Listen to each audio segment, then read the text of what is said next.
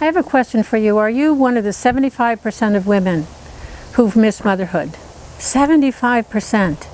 You know, after teaching a personal growth workshop for many years, I began to realize how very common missed motherhood is. I had no idea when it happened to me. I thought that it was really unusual, and I felt very alone and outside the norm, and I certainly felt like I didn't belong.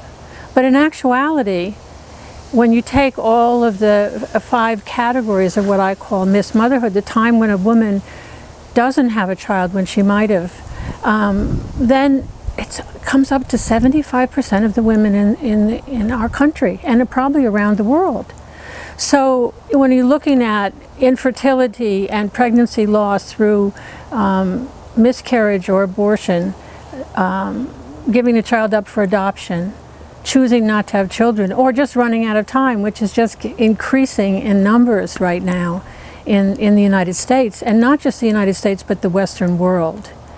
So we saw this in the workshop and in the homework, and the realization that these losses, just like when it happened to me, hadn't been shared, that there wasn't a sense that you could share the loss, that these women had kind of stuffed it down inside of them. And when we brought it up in the workshop, it would surface at various times. And also we created a ritual for the women during the workshop, where at a certain time, which was really appropriate, we would take them aside and, you know, say to them individually, I know that you had miscarriages, abortions, inability to conceive, and we want to give you this opportunity now to take this flower, one for each one of those little beings, and find a beautiful place in nature and place the flower there and say whatever you have to say to that little being. And one by one, or all collectively together, and then, even more importantly, listen and hear what message comes to you.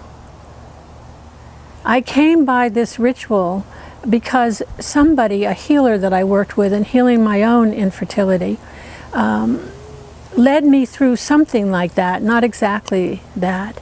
And I realized what a huge burden I carried inside of me, how I felt so inadequate.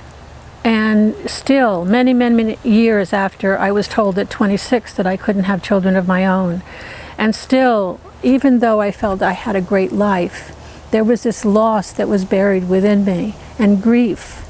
And I realized that in order to process that grief, in order to experience it and feel it, it was a necessary thing to do in order to heal, in order to really move on in life and let it go.